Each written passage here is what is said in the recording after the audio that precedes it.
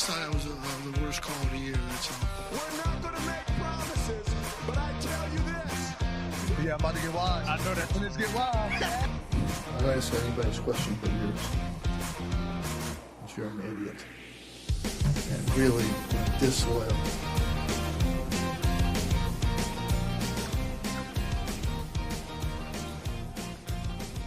I need to remind everyone that there are 365 teams who play Division One basketball. And up until a couple of days ago, Syracuse was the worst among them in terms of free throw shooting. Welcome to the Disloyal Idiots podcast, everyone. Christian Guzman here alongside Andy Pregler. Steve Haller is not with us this week, but he'll be back with us next week for a very, very exciting episode. Be sure to tune in next week because we're going to have some fun next week, as usual, with our end of the year episodes. Right now, we do what we usually do, which is bemoan being Syracuse Orange Athletics fans. It's really funny to me because obviously we took a couple of weeks off. We were just, it's December, things are chaotic. The air that has been let out of the balloon of the Syracuse Orange basketball team, and I don't mean this just as a fan base, but I'm also talking about like the team itself. Like we have this amazing win over Tennessee that essentially becomes a quad one. I know that sometimes Tennessee's quad one, sometimes they're not, but by the end of the season, they will probably be a quad one win for Syracuse. You have that game.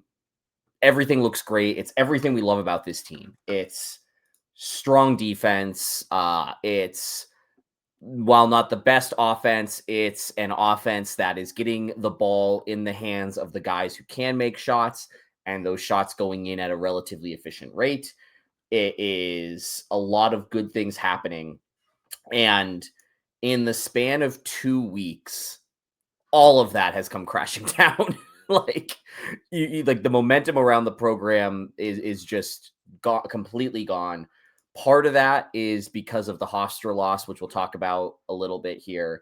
But the wins over Mercyhurst and whoever it is that we just played, whose name is escaping me right now. Northeastern. Neither of those wins made anyone feel good.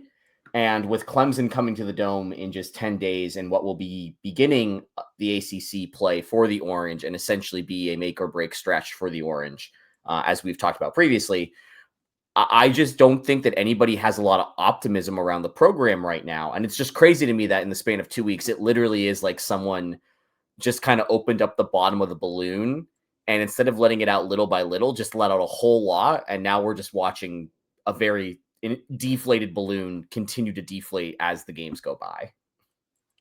It's important to note that, yes, Syracuse won its last 2 games against Mercyhurst and Northeastern, and their KenPom ratings have decreased in each game, even though they won both games.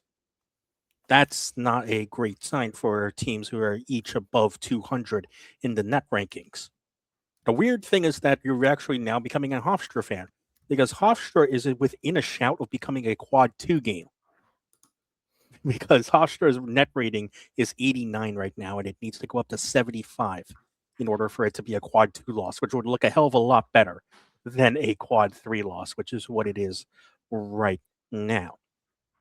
And yeah, and I think that if you talk to some basketball people, like we had the podcast with Bennett that I did earlier before the Las Vegas week. I have some other friends that are like really into college basketball. Like they like Hofstra. Like Hofstra is a team that they think could potentially be someone that we hear about come March. Like they have that pedigree and that upside. So I'm not trying to excuse that loss, but if you're talking about, hey, Syracuse, we want to be a bubble team. Bubble teams beat those good Hofstra teams by 5 to 9 points. You walk away going, phew, that was ugly. And at the end of the day, you try to get better from there. But Syracuse didn't, as you mentioned, Christian. It's a quad 3 loss right now. So Syracuse 7-0 in quad 4 games, 0-1 in quad 3 games. Have not played a quad 2 game, and 1-3 in quad 1 games. All in all, that puts Syracuse 95th in the net ranking, Ken Palm likes Syracuse a baby bit more. Syracuse is, I believe, let's see, I'm seeing them at 83rd in Ken Palm. So, you know exactly where Syracuse has been the last 2 seasons under Red Autry. Like, that's the part I think that is most frustrating for me, is that after all this talk of change, after hyping ourselves into thinking that this season was going to be better, we are here on December 21st, and the team is fundamentally exactly the same as it has been under the last 2 seasons under Red Autry. And the unfortunate thing is that right now, just a lot of signs point to this being that this is something that Red has got to fix, and his inability to do so is pushing him further and further out the door, and that's upsetting because I think a lot of people would agree that Red is at the very minimum a good coach. Like, he's a lovely guy. I mean, you could, with hindsight, it's hard to argue if he was the right decision right after Boeheim leaves, but at the very, very minimum, he was a good coach. Was he a good head coach? That's a different problem, all in all, because as everyone knows, being just a good assistant coach is a hell of a ton of a different beast than being a good head coach. And it just feels like, yes, the ideas are there, but the messages aren't getting through, and either that, or in other words, in other areas, the coaching style that he's putting forth is just not working. And a lot of it, I mean, the big thing that a lot of people are looking at is the offense. And even in the Northeastern game where you put up 91 points, I don't think anyone is still particularly pleased with Syracuse's offense. Main reason why you get to 91 is because he finally decided to hit some free throws with all the opportunities you got. That was one of Syracuse's only games where their free throw percentage was above 60%, which is a low bar to hurdle over. And the fact that we are celebrating that as a good free throw shooting percentage for Syracuse shows you the signs of where this offense is right now. And I think that, and again, that's where a lot of the issues are from Syracuse fans um, with this team, exacerbated by the fact where Red says after the Mercyhurst game, I don't think there's a problem with an offense or an issue with the offense, something along those lines. It's not looking good because Syracuse doesn't have the players to run an iso ball heavy offense. Judah Mintz is no longer on this team. Tyus Battle is no longer on this team. Frank Howard, even. You're even looking for the level of a Frank Howard, who wasn't by necessarily the best iso ball player, but could still do it from time to time. And he's not on this team. Those were the players in the late 2010s, which could get away with Boeheim playing a more defensive style. And if someone needed to make a basket, he could rely on those guys. Syracuse doesn't have those guys. So you need to do something else offensively other than stand around and wait for something magically to happen. Fans of this podcast might remember, I said that a lot in the first couple of years of this podcast running. And we're back right at it again. Yeah, I think that you make a great point, because you're basically echoing a lot of the things that Donna Datota said in her Friday newsletter before the Northeastern game. So for those that might not be aware, Donna has a free newsletter that anybody could subscribe to. You do not need a Syracuse.com subscription to get that newsletter.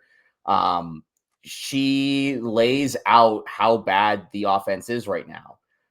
They are 17th in the ACC in scoring, despite playing at a quicker pace than last year and at a tempo that is, according to Ken Palm, 186th in the country in adjusted tempo. They're 12th in the ACC in field goal percentage, 17th in three-point percentage, 18th in free throw percentage, 13th in assist to turnover ratio, 14th in assists per game. And to quote Donna, aside from that, we are watching the games. To suggest nothing is wrong with an offense that can sputter and stall in the half court is quite a take. She then, as Donna usually does, finishes with this amazing little bumper here. Autry also pointed out that the Orange has played against 4 very good defensive teams, and sure, I'll concede that. But somewhere in a 17-minute, 44-second post-game news conference, he also said SU is trying to compete for championships. Competing for championships in 2025-26 translates into beating defenses that look exactly like what SU saw from Houston, Kansas, Iowa State, and Tennessee. And obviously, as we know, Syracuse only won one of those games. And in only one of those games did they score more than 75 points. Look, I don't think that there's a whole lot more to add in terms of like, hey, the offense isn't good and we don't think Autry's the guy to fix it. What I do think is the interesting part here is that I think we are, Christian, you and I have always been a little bit more liberal with the, hey, let's make a coaching change when what we are seeing isn't necessarily the best. What I think is starting to happen now across the wider Syracuse spectrum is a recognition that there's a change that needs to be made here. And I don't necessarily, I'm with you. I don't want us to have to get rid of Red, but look, we're seeing the defense regress. That was supposed to be the calling card of this. Also in that newsletter, Donna kind of mentions that Red has been open, that the team practices are brutal. They are physical. They are 110% effort the entire time. She brings up the question, is that really what you want to be doing midway through your season when you've got gauntlets of games left and right and you're going to need to do more here? I just think that what we are seeing is a very clear calling out of some things that Red has been doing consistently that haven't worked. And look, I think we both know there is zero chance that Red gets fired midseason. Just like no. That's not John Wildhack's style. That's not the way they're going to play this out. We saw it with Dino Babers as well. Even though the news kind of leaked out earlier, there wasn't an official announcement from Wildhack until the end of the season. No, it was. It was different with Dino because Wildhack had a target record for Dino to hit, and once it was impossible for Dino to hit said target record, he quickly showed him the door. Yes. And the record that Wildhack gave for Autry was make the NCAA tournament. So we're not going to look, we can probably make some guesses about that, but the reality is Syracuse is probably going to finish mid of the ACC, of a very mid ACC, and we won't know if they're officially in or out of the tournament until Selection Sunday. Given recent results, it might be less than mid ACC. Okay, so here's my thing about that. The rest of the ACC is also bad. Shout out to Purdue, Fort Wayne. Yeah. We'll get into like looking at the rest of the ACC in a minute because we're going to talk about Syracuse's upcoming games here. But holistically, like, yeah, I think, Christian, I think you and I are going to have to toe the line here of like, until the free throws are going to continue to be missed until morale improves, and morale is not improving anytime soon, man. I don't think morale is going to help free throw shooting at this point. Okay, I read out how bad the stats are, but like, let's talk about the two games. Syracuse beat Mercyhurst, Syracuse beat Northeastern, Syracuse lost to Hofstra. In all of these games, the free throw shooting has just continued to be abysmal. And look, I think it's fair to say that Syracuse would have a quad 1 win and would not have a quad 3 loss if they could hit an league average amount of free throws. Hofstra, they go 9 of 16 at the line, which is definitely not great. I'm looking up right now, like just the individual player stats on ESPN. I'm looking at our free throw percentages. So the big one is it's coming from the forwards. It's coming from the forwards, and then also, unfortunately, it's coming from Kyan Anthony as well. Those are your big three, perpetrators of the free throws. We know William Kyle is going to struggle with free throws. It's hack a Shaq with William Kyle. You're going to have to take that. That's fine. Sadiq White has to be better at the free throw line. Kyan Anthony needs to be much better at the free throw line. Kyan's got great. If anyone's going to be an ISO ball player, it's going to be Kyan. He's one of the only players that has shown, with the exception of Nate George in the last game that Syracuse played, Cayenne is the only one that feels like he can take over a game. But when he gets fouled, he's just not hitting free throws. Like he's shooting at 58% as well, but like completely on the year. His last 3 games so far, like better against Northeastern. He goes 8 of 12 at the line, but like you know he's missed at least he's done a lot better as of late. But like in that Houston game, he goes 4 of 9 from the line. Like early on in the season, he's got it. So to be fair, he has gotten better. I haven't looked in like most of his recent games, but at the beginning of the season, he was awful. Yeah. So, just to that point, Christian, like I've got the stats up right here. Cayenne has played 275 minutes so far this season. That's 5th most on the team. He has attempted the most free throws on the team, even though he's played the 5th most minutes. 109 field goals attempted. Nate Kangs, who has played the most minutes, has the 2nd most attempts. After that, it's JJ, who is also somebody who has played the 4th most minutes. The difference here is, like, as you mentioned, Cayenne's percentage from the field, not exactly stellar, 45%, but you kind of expect that with the game that he plays, where it's a lot of mid-range and a lot of drive to the hole and get fouled. But yeah, the free throws, Cayenne has attempted the most, or the 2nd most free throws on this team. 31 of 53 is just not going to get it done. And as you mentioned, the last game going 12 of 8 is helping those stats, or going 8 of 12, sorry, is helping those stats out a lot. The other one is like, okay, you talked about William Kyle shooting less than 50%, not ideal, but kind of a hack-a-shack. Nate George at least kind of has his stuff put together, but also the forwards are just Tyler Betsy, man. 14 Tyler of 24. Betsy, not great. Like Kings not also going to help you there. Like Kings also, you know him as a 3-point guy, but he shows great driving ability as well. And the fact that he's 11 of 20 from the line this year is not great either. Because Kings has a really good inside game as well. Exactly. And it's one of these situations where, because when like the biggest glaring issue with this team, aside from free throws, which obviously is a big glaring issue, is the 3-point shooting. JJ and Tyler Betsy are the only 2 players with a 3-point shooting percentage above 30%.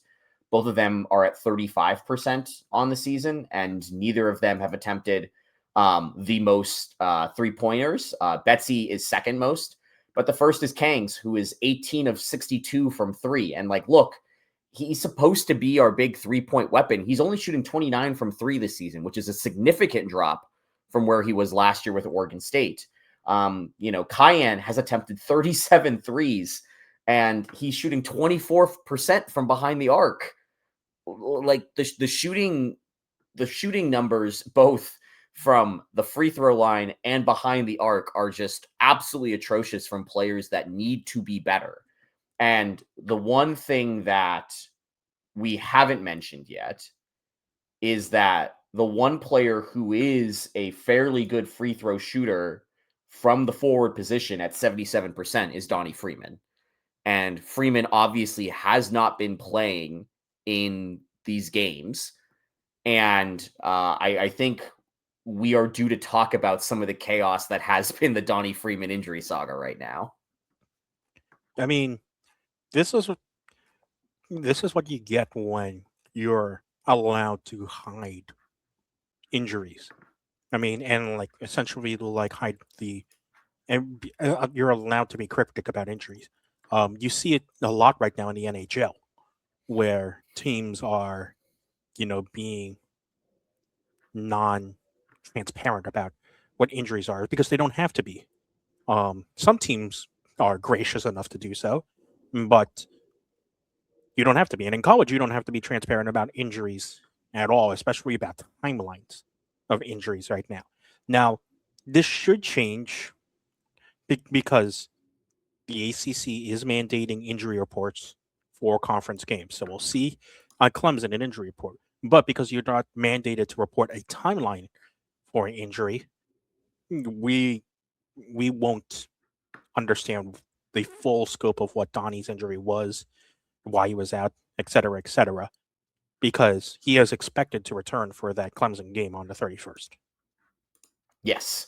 And again, the chaos around this whole thing started because Autry went on radio in Syracuse, ESPN Syracuse, and said, we expect Donnie by the Clemson game. And then a few hours later, obviously not an official university spokesperson, but John Rothstein sends out a tweet basically saying, hey, look out for Donnie Freeman playing in tonight's game.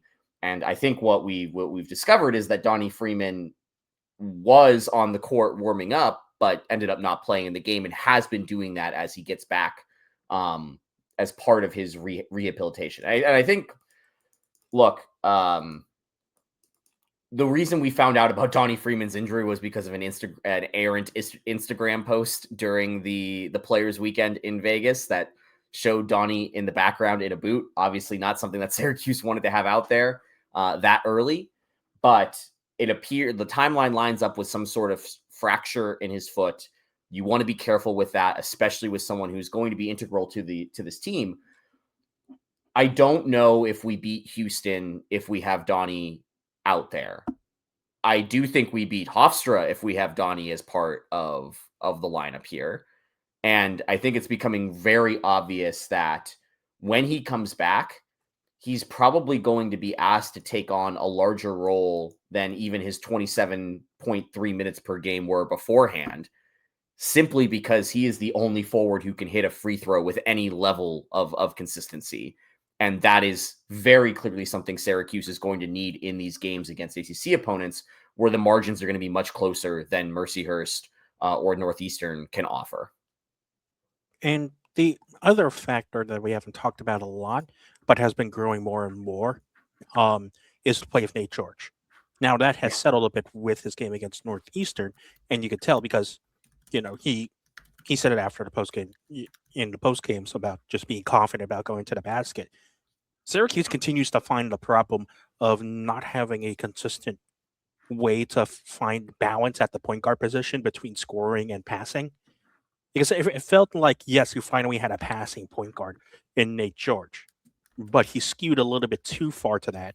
And even though his assist numbers are a little bit down as well, they're still around, better numbers than what you've expected from Syracuse point guards in the past. But his scoring was way, way down before that Northeastern game. And you needed George to be more of a scoring threat as well, because obviously the offense runs through him. Unless Cayenne is on the field, he's the first one on the ball. Yeah. And like George's play wasn't necessarily the best. And also, like, ball security was a big thing as well with George. He has the most turnovers on the team, which was not helping matters at all. You brought in Nate George to be for a reason, and he was supposed to be one of your big gets in the transfer portal. And up until that Northeastern game, it didn't look like he was living up to what you signed him up to be. It's really frustrating because I think it's really clear all of these guys that we are talking about, whether it's William Kyle, whether it's Nate George, whether it's Cayenne, they all have the ability to be better. In the case of Cayenne, it's somebody who we are expecting to develop over time. In the case of Kyle, he is somebody who a lot of basketball people really like as like a fringy NBA guy. But obviously, if you're going to shoot this poorly from the free throw line, like, you're not going to get looks. And like, this is something that needs to be worked on with him. But he is a dominant force in the paint, and he is a huge reason that the defense is as good as it's been when it plays well. George was supposed to be the orchestrator. He was supposed to be that point guard that we have been missing for what feels like a generation at this point, because Boeheim, give him, obviously the end years there were not ideal, but Boeheim was king of finding a guard who could be a true point. Maybe not the best shooter, but be a fantastic floor general. And I think that was, at least the read seems to be, that was what we brought George in to be. And even though his offensive numbers were struggling in terms of the scoring, you'd watch him play too, and he just wasn't dictating the offensive half court sets in that way. He was just another guard just swinging the ball around. There wasn't this level of floor generaling that we had kind of expected out of him, and that he has shown that he could do last season at Georgia Tech. And then Kings, obviously, we've spoken about at length. Like, this is a guy who is underperforming his career metrics pretty heavily here, and I don't know if we're going to start seeing his minutes go down. Maybe he's somebody kind of like JJ who has to be used sparingly instead of as a starter. I don't know, but it's just really frustrating to see so many of these guys clearly underperform where we thought that they were going to be and where we know they can be. And then once you throw them together under this current team, just not live up to their potential. And I do think that, again, like circling all the way back to the beginning of this conversation, like when that happens, who is accountable? And the answer is it's the coaching staff. And unfortunately, that doesn't help Red's case here at all. It's hard for me to see even if they make the tournament, it's hard for me to see a reason where Red stays on after this season, which you and I can agree. Like, does that suck? Yeah. But at this point, it's got to be the move. Like, it's in large part because you've lost the majority of the fan base as well. Mm-hmm. People aren't showing up to the Dome. People are complaining a lot online, a lot more than they usually do.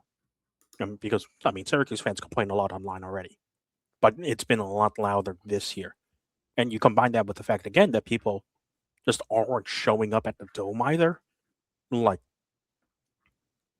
Syracuse is struggling to get 20,000 into the building, which I know for most basketball arenas would be great. 20,000, that's fantastic. That was the standard for Syracuse. And it's not like ticket prices have changed that drastically. If anything, that dynamic pricing has been even worse on fans. The product on the court is driving fans away from the Dome. Yeah. And when you have a building as imposing as the Dome, they play it every game they play it every game right before they start starting lineups. The best home court advantage in the nation. That has not been true for the past 5 years. Because the product on the court has not warranted the attendance to prove that at the Dome.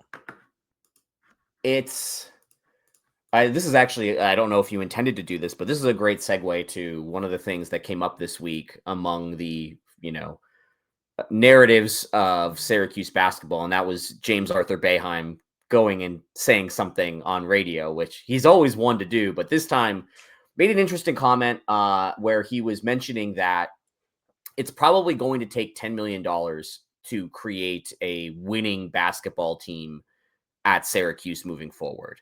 Now, here's where I will quibble with him a bit is like, look, winning is a nice generalized word here to that can mean a lot of different things. Are we talking tournament team? Are we talking national championship team?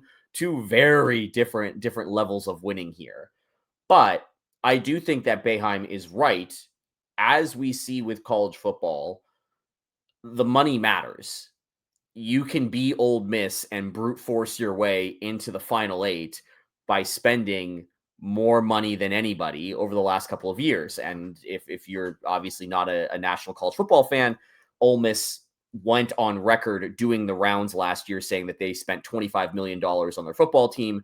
This year, they were saying that they were spending $30+ million on their football team. Ole Miss obviously lost Lane Kiffin, but is in the college football quarterfinals that will take place on New Year's Eve and New Year's Day. The same is happening in basketball. And one of the things that was called out very early on, while you have both football and basketball, you're going to have a lot of football schools make economic decisions, aka invest in football because it provides the most upside. And what you're going to have is you're going to have non-football schools like those in the Big East say, we don't need to spend $20+ million on our football team. We could funnel that all into basketball. And that is going to drive up the cost of the market for basketball, because there are a lot more schools that don't play football and only play basketball than there are schools that play both football and basketball at the Division I level. Literally, it's a numbers game. I think it's 3x that number. And so when you're Syracuse and you're obviously you have this history of basketball and you have this legacy of basketball that you're leaning on, you want to be competitive, but you're also trying to float a football team. The university is just simply not that flush with cash. And so the two ways that you're going to be able to fund your basketball team are tickets and donations. And the obvious ways to boost tickets and donations is you have to win. You have to have a coach that's likable. You have to have a coach that gets results. And you have to have a coach that's willing to go out there and pound the pavement and uncover every single dollar that's out there. So far, from what I have seen, from what we have seen as a collective fan base, as you mentioned, Christian, like the support for the tickets at the current price that Syracuse is trying to get them in with the product that we have is just not selling, period. And we have very limited Red interactions outside of press conferences. It seems as if Red has a relationship with at least one multimillionaire in the Skinny Atlas area where we had that preseason I don't want to say tournament, I don't want to say showcase, but had a bunch of Syracuse basketball players doing dunk contests with high school players and families out in Skinny Atlas. Like, that's great. I don't know how much he's donating to the team. I don't know how much of that's going to roster building. But at the end of the day here, you need to do that every single season. And a team that is not fun to watch offensively, a team that can barely scrape by the middle class of the ACC, a team that's not making the NCAA tournament, is not going to get that investment necessary to compete consistently year in and year out. And Jim Boeheim is 100% right that number to compete year in and year out without an excellent top-of-the-line coach is going to be a lot more than I think a lot of people want it to be in their hearts. And that's just because of the way that the market is right now. And so it stinks, but like, you're right. Like, at the end of the day here, if the community is not going to support Syracuse, there needs to be a change made, because otherwise this product is going to die on the vine. And it's the thing with Red is I think he is a likable coach. However, the messages in his press conferences have been disconcerting. Like, they haven't been in tune with what I think a lot of fans believe they've seen on the court. And the big thing is, like you said, Andy, also, like, this is the only real way we see Red at all is during these post-game press conferences. Fran still does a ton in the community. You know, we always see him recruiting a lot, and which is why, like, yes, there's Fran discourse just because of how the season went, going 3-9, but I think there's a lot more support behind Fran than there is Red right now. And at some point, you're going to have to do what I've done, like pledged on the pod a lot, is at some point, you're going to have to switch to the Clemson method of funneling the money into football and have your football program make money so that they can support the other athletic programs. Because that's what Clemson did. Once Clemson became a football powerhouse, it had the money to support its other programs and turn them into very good programs as well. And because of that, like, it's the same thing with Alabama. Alabama's football program helped them build up their basketball program to get Nate Oates and draw recruits to Alabama as well. So at some point, yes, Syracuse is built on basketball tradition. But at some point, in order to survive, if you're not going to continue winning on the court, you need to funnel your resources correctly in other ways in order for long-term success. Yeah, I think that you hit the nail on the head here, because I think that, look, I've wrote about this on my Substack a lot. Like, I'm pretty vocal about the fact that I think that this sport is going, like, football is going to fundamentally change in 2030. We're going to have the super conferences. the TV deal and the TV money is just going to force the Big Ten and the SEC to absorb who they want to absorb. And the ACC has been incredibly dumb by letting Florida State and Clemson get a nice off ramp in 2030 if they want to take it. So I do not have a lot of hopes for football long term. What I do think is that if you are Syracuse, all of this means that you just have to be so much more cutthroat. And look, this is a program that had one coach for over 40 years helm the top of this program. Like, to use a soccer analogy here that both of us can attest to because our teams went through it. When you have a legendary figure for so long, you tend to take the long road approach in how you judge every other coach afterwards. And the reality is that there are very few coaches who are as good as the guy that you're replacing, even if those last couple of years were not necessarily the most fun. And so the issue is that you can get into is you can do the Manchester United approach, where they gave way too long of a leash to the wrong guy and have been playing catch up ever since. You do the Arsenal thing, which was, we are literally making this guy the fail son. We have our guy that we want, and we know that we cannot make him the next guy. So we're going to hire a guy in between and axe him after 2 years anyways, so that we can go and get our guy with less pressure and then give him the longer leash that's necessary. And again, like, to be really fair, neither Arsenal or Man United have won any major trophies. They haven't necessarily gone back to their illustrious highs. So neither plan is necessarily guaranteed to work. I think one might be working slightly better, but we'll see how that goes. But the reality is that when you are following a legend, it is impossible to use the same playbook that you did when you had the legend beforehand. And no matter what you do, you have to be decisive about it, and you have to trust a process on that, and you need to evaluate your process. And what we know for the Syracuse process was replacing Jim Boeheim. There was no process. It was, okay, we think it's time to go. Oh crap, you don't want to go. Well, we'll just give it to your assistant anyways because we kind of like him, and we don't really want to do a full search because that's expensive and a lot. Well, the thing is, it was always going to be an assistant call-up. Because remember, 10 years before this, it was Mike Hopkins. It was always going to be an assistant. Syracuse telegraphed this from the very beginning. Whenever Boeheim finally decided it was time to go, it was always going to be some sort of internal hire. Because, and I think a lot of older fans wanted that. You know, you wanted to keep it in the family. You didn't want to go searching outwards for a new voice. And you wanted to keep, some sort of Syracuse resemblance in the team. You wanted to keep some sort of Syracuse heart and soul in the team, because that's what Duke and North Carolina did. After Williams and Krzyzewski left, they were, either Duke coaches or Duke alums, in this case both, that, took over the mantle for their coaches. And so they did that. And for Syracuse, they did the same thing. And so that was always going to be the case for Syracuse, no matter what. Now, you could argue whether they should have, went searching. I'm of the bandwagon that it should have been Matt Langle, but or if it was an internal hire, you could argue with hindsight that it might have been Jerry McNamara. But Syracuse was always going to do this. They're always going to elevate the highest level assistant to the head coaching position under Boeheim when the time came. So there was always never a question about that.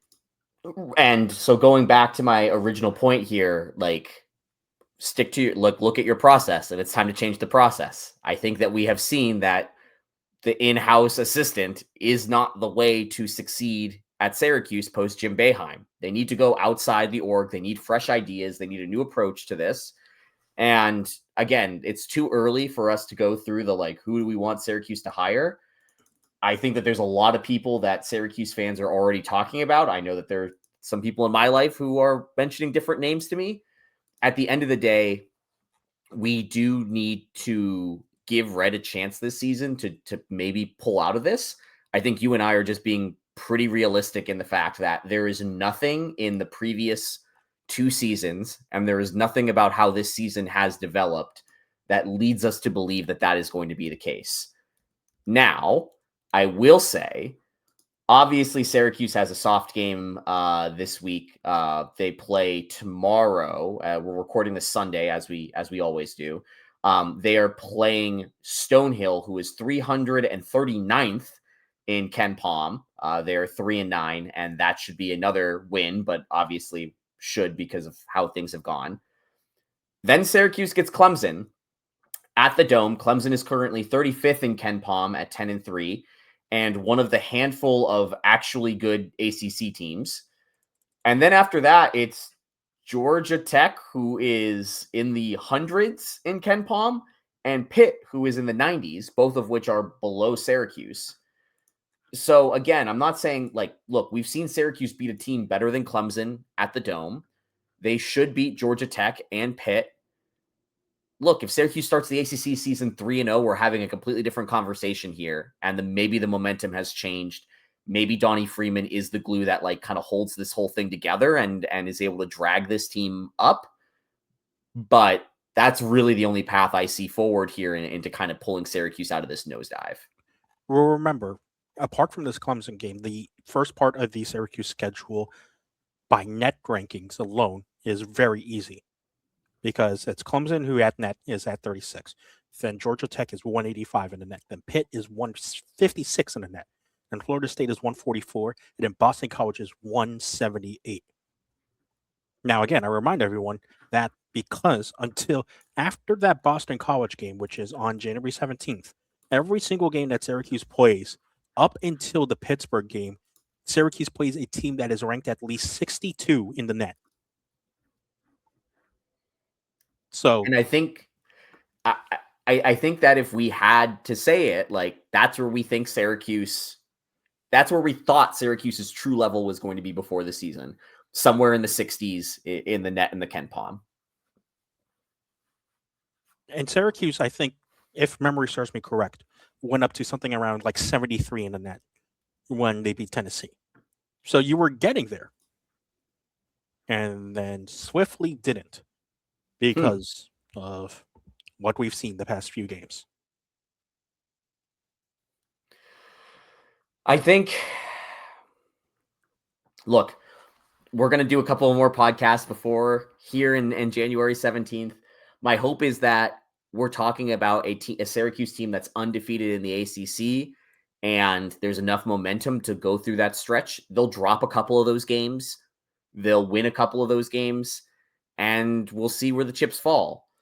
But again, I think that outcome is now a lot less likely than I thought it was after the Tennessee victory. If you had asked me after the Tennessee victory, I would have been fairly confident that they would play Clemson in a one-possession game. They'll beat Georgia Tech, Pitt, BC, Florida State, and we'll be feeling pretty good about Syracuse's chances of being in the bubble conversations. Now that confidence has dropped significantly. And I think your confidence was never as high as mine was there. And this is, I'm sure Steve is probably, as per usual, right in the middle of my over optimism and your over pessimism. Mm-hmm. That's what makes our dynamic so good. Exactly. And that's why you and I can do a show, because we're at the opposite ends here. Like we've got this all covered. So we've talked. Shocker, guys, if you're listening to this podcast, you have listened to 40 plus minutes of Christian and I talking about basketball. Don't say that we only cover football. But let's talk about something other than basketball really quick. Let's talk about football. And it's incredible that you bring up, obviously, ACC slowly falling behind the Big Ten and the SEC, because the ACC for the first time in 2026 is finally going to go to a 9-game conference schedule, much like the Big Ten, the SEC, and the Big 12 have done. And Syracuse announced that with the addition of a road trip to NC State, which is 3 words that John Casillo shudders in fear with every single time you hear that: road trip to NC State. Yeah. And again, because the ACC is just incapable of being normal, this is not a universally held all 17 teams in the ACC will play 9 games. No, there are multiple teams in 2026 who already have 4 non-conference commitments that they cannot back out of and will play 8 conference games instead of 9. In 2027, most teams will play 9 conference games, but again, because 17 is an odd number, the math makes it physically impossible for all teams in the ACC to play a 9-game conference schedule over a 12-week period, because again, the ACC just can't be normal. So unless they add another team before 2027, which who knows what's going to happen. Again, I don't say expansion to the ACC and their eyes light up. Maybe it'll happen. Maybe it won't. The ACC will continue to be a weird schedule. For Syracuse, they've been waiting for this 9-game schedule because it bails them out, essentially. I think when I looked at it online, I posted something to my Blue Sky about this, but I think that this means with a 9-game schedule, Syracuse now only has 2 holes in its schedule until 2030, and they're both, one is an FCS game in 2027, and one is a non-P5 game that they need to schedule for 2029. So like they've been waiting for this 9-game schedule to come out forever. Like this is fantastic for them. It bails them out of the hole. Now, the interesting thing here is that Syracuse already had 4 non-conference games scheduled for next season. The official press release from Syracuse.com says that following the adoption of a 9-game schedule, Syracuse's 2026 ACC opponents were announced on Tuesday, bringing a marquee slate of games to the JMA Wireless Dome this fall. Those home games include Clemson, SMU, Louisville, and Cal, plus Notre Dame will visit the Dome in 2026. The Orange will face Pitt, Boston College, Virginia, North Carolina, NC State on the road in conference play. Now, for those that might have been paying attention to things, Syracuse had a game scheduled with UConn that is scheduled to be on the road, a game against Toledo, a game against an FCS opponent, and the Notre Dame game scheduled before this season. So it seems as if Syracuse is confirming that the Notre Dame game will not get canceled, which has happened to Syracuse in the past and will not happen this season, and will be at the Dome and not be moved to a neutral location based off of this press release that Syracuse has. I haven't actually, let me try something here. Christian, there hasn't been anything official to say which one of those 3 games between UConn, FCS, and Toledo that we're dropping, correct? No, there hasn't been anything official, but something that I brought up when this officially announced, I'm showing Andy right now the official Syracuse, the Cuse.com page of future schedules, because you can go to Cuse.com and under the football section, under more, there is a future schedules tab. Now, they haven't updated the 2026 yet to say that there's a road game at NC State, but they do have dates for the FCS opponent, which is New Hampshire, on September 5th, excuse me, and then September 19th against Toledo. They still have TBD for UConn and Notre Dame, which would lead everyone to assume that they are dropping that UConn game, because obviously the press release has said that has basically confirmed that they will play that Notre Dame game. Yeah, and I think that makes a ton of sense. Syracuse and UConn have been going back and forth, and UConn is obviously an independent and therefore has the most flexibility in terms of breaking a contract and finding a new opponent. UConn has played a team twice in one season before. Like, this is not to be unexpected, and Syracuse still has a multi-year agreement with UConn for future seasons that I would assume Syracuse will honor in some way, shape, or form. This might mean, again, like I've been saying, like Syracuse, UConn, get us a game at MSG for basketball, even though that would be painful right now. I'm selfish and want to go to one of those games, but I would assume Andy, you and I are the only people in Syracuse who want games in New York City, because we're like, yeah, we can go. We want to go to those games. Exactly. Which means we want the MSG games. We want the Barclays games. We want the Yankee Stadium games. We want those because those are cool experiences for us. Everyone else in Syracuse is like, no, please not. Won't you think of the alumni in the tri-state area, Syracuse? Won't you think of the alumni? But yeah, I mean, look, the football schedule, the ACC is going to be weird. I don't think Syracuse is going to be contending for an ACC championship next year. But it is nice to know we are part of the 9-game side. I'd much rather be part of the 9-game ACC conference slate than be on the 8-game side, just because, one, it's more guaranteed games against opponents that are known commodities. less chaos and franticness on traveling and agreements and paying somebody to come up to the Dome who might beat you anyways. And obviously in a world where Syracuse is good enough to compete for an ACC title game berth, it is a badly kept secret that the ACC will probably give priority to the 9-game conference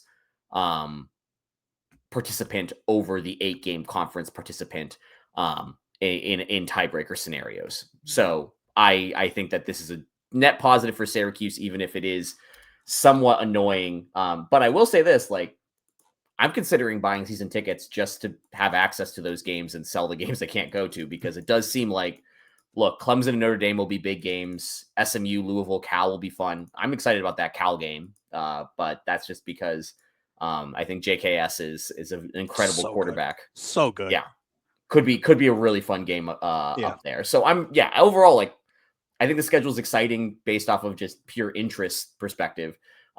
Whether or not Syracuse is able to do anything with that schedule remains to be seen based off of how they perform in the portal. And the fun thing about that as well is normally we'd be talking about portal stuff right now, but we're going to have a busier January than we think because of how the portal was working this year. Since players even though you're seeing a lot of player portal announcements from Syracuse and other schools, remember, players can't officially enter the portal until January 2nd, which means likewise, teams can't technically talk to those players about transferring until January 2nd as well. As we've seen in every single professional sports free agency, that doesn't matter an iota at all. So we're going to have a very busy January, and probably that first January when we come back is going to be very chock full of portal talk about who Syracuse is bringing into the program right now.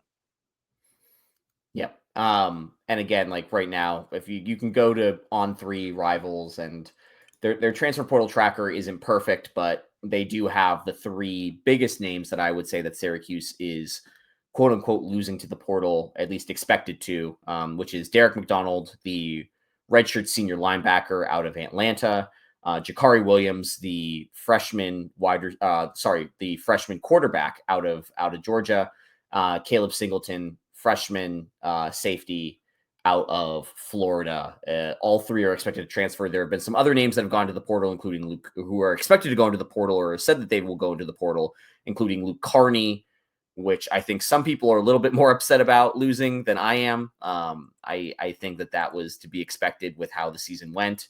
And the one that we haven't seen a whole lot of right now, there's some other names in the quarterback room that have not put their name in the transfer portal yet that I really thought would. Well, we'll see about that. I think the biggest one that you haven't mentioned is Emmanuel Ross. That's one of the bigger ones that is into the transfer portal, who I thought would be pretty good in terms of sticking around. Jalen Hornsby as well. Both of those guys got some good run at the wide receiver position this past year as well. So we'll see what the transfers look like on both sides once the dust settles and once the madness of that 14-day stretch finally ends. Yeah, it's going to be crazy.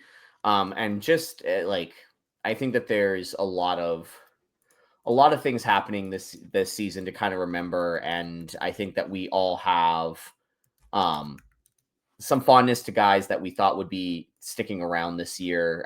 And obviously it stinks to lose guys like Ross that we think will be good. But the one that I like to always bring back to is that, Carlos Del Rio Wilson, who was supposed to be our quarterback of the future, this year finally got a starting job at Marshall, went 5-7, threw for 2,000 yards, had a 151 quarterback rating, which is solid, but not spectacular at the college level. I think that there's a good chance that we see some of these guys are probably going to move up. Like Ross, I think could probably end up at another ACC school and be a contributor there.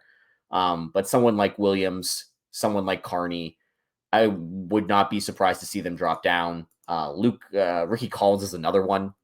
Also, if you wanted a blast for the past, I don't know if you were watching the D2 playoffs, but one of the quarterbacks, I think at Montana State, was another former big recruit Syracuse quarterback that we had lost in the portal years ago, and I saw that name and I was like, oh, okay, cool. You're winning. You're competing for national championships at the FCS level. Good for you.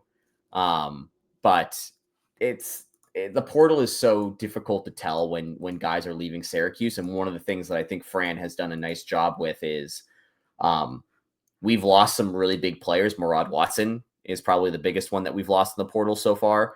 But even then, Watson, solid but not spectacular season this year for Clemson. I think Fran so far has shown an ability to hold on to players that can be difference makers for Syracuse, and the players that do leave, he doesn't kick them out the door, but he's not necessarily fighting them to stay in the room.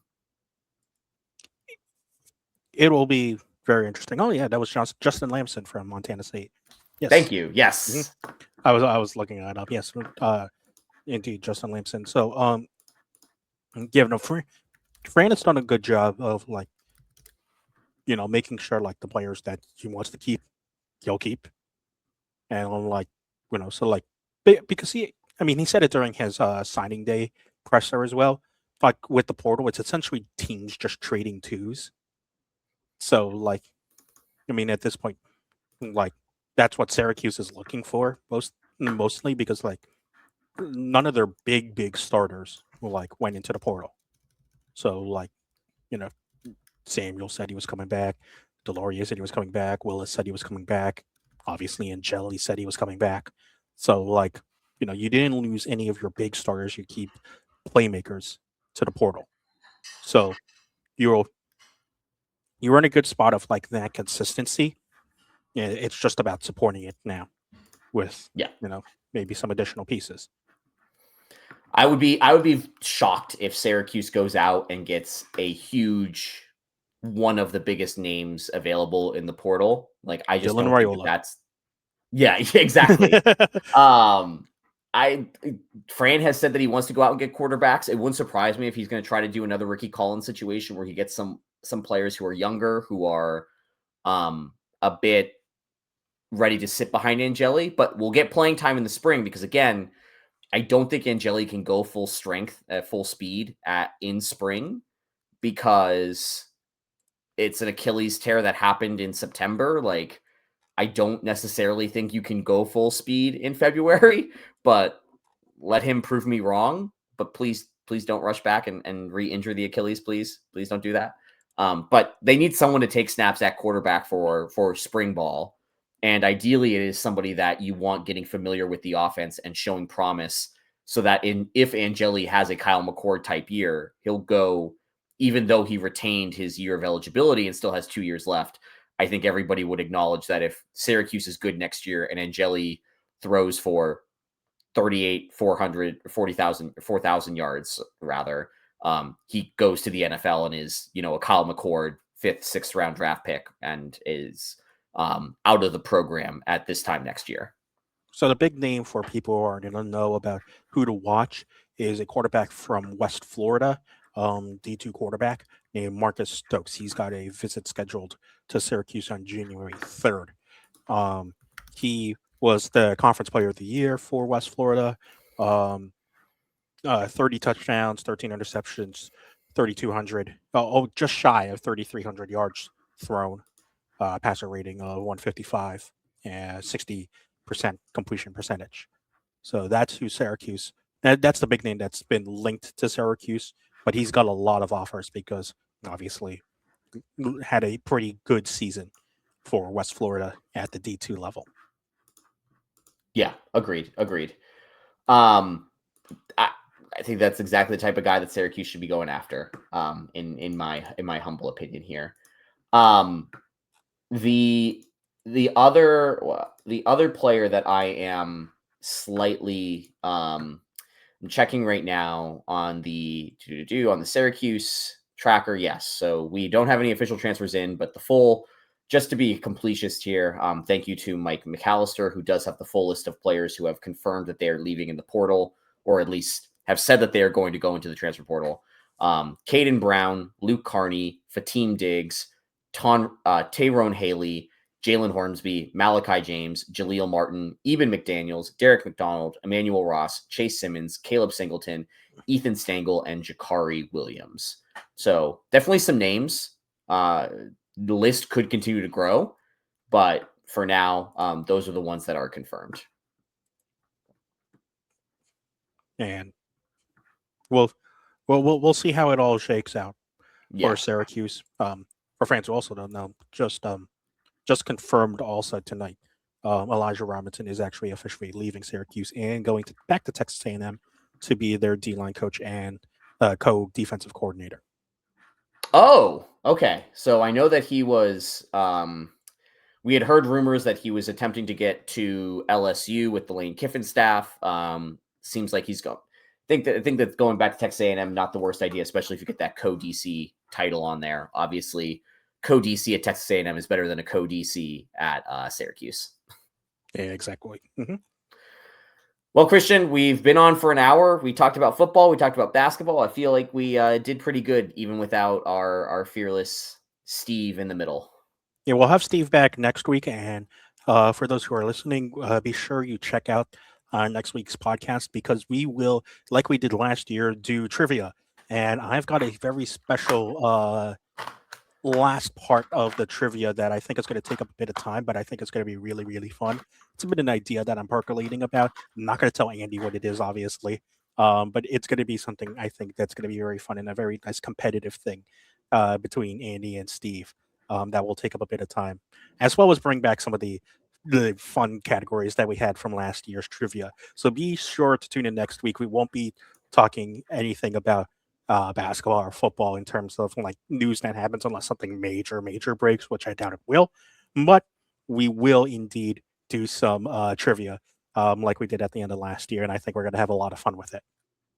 I am genuinely excited based off of how fun last year's was. So make sure you tune in to next week's show. But for now, thank you for everybody who listened to this week's edition of the Disloyal Idiots, a Fans First Sports podcast. We really appreciate the support from everybody here, including our sister site, newsmagician.com. Make sure you continue to read and read all of our stuff that gets posted over there and support the wonderful authors over there.